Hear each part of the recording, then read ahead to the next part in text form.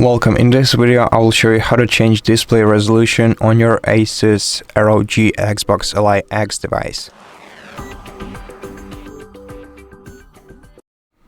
To do this, swipe up the dusk bar, open the start menu, go to settings. In settings, select system, then go to display.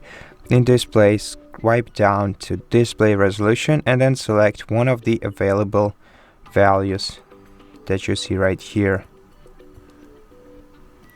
Select the value, then tap keep changes to change your display resolution.